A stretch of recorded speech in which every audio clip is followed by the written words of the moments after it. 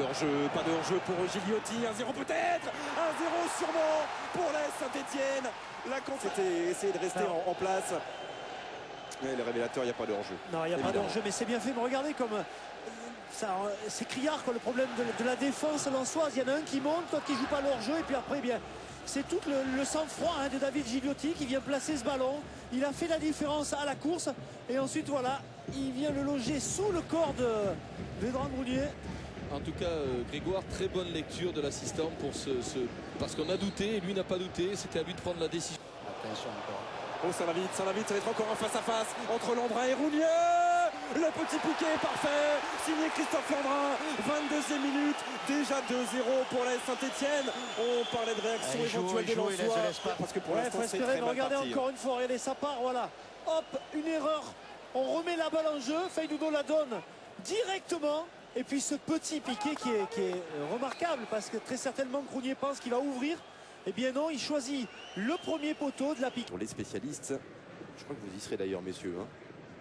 Entre autres, Franck et Gilles Vestiaire y seront. On va suivre ce coup franc de la cour. Et la cour. Et encore une fois, Jeannot. Et non, cette fois-ci, Koulibaly va faire la différence. Et Koulibaly.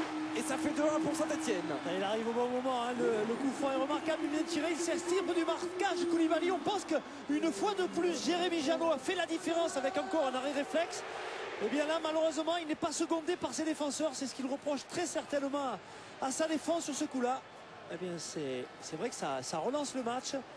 Voilà, comme il passe bien derrière avec ce coup de tête. Et il est également à la finition. Au premier poteau, Laurenti, Pisevac. Demont. Frappe de Yoann Demont. Frappe de Yoann Demont. Et en une minute, c'est Lens qui revient à hauteur. Oh, quelle frappe. Encore ce jeu aérien, voilà. Il est là, la bonne remise de la tête de la part d'Aruna. Et ensuite, eh bien, c'est Yoann Demont qui fait la différence. On le sent omnubilé. Il veut aller chercher le cadre. Il frappe du coup de pied. Elle flotte. Elle retombe rapidement. Quelle belle frappe.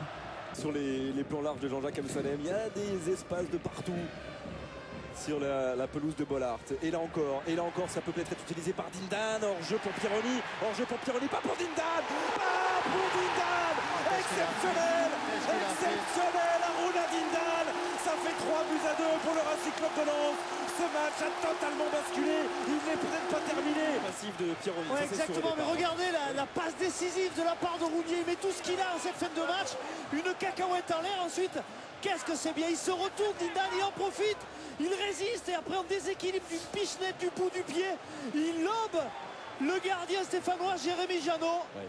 Il résiste encore au contact avec les défenseurs. Ça vient lécher le dessous de la barre transversale. Mais que cette action au niveau arbitral est très particulière. Regardez, effectivement Dindan joue le ballon, le joueur lensois Pironi ne le joue pas.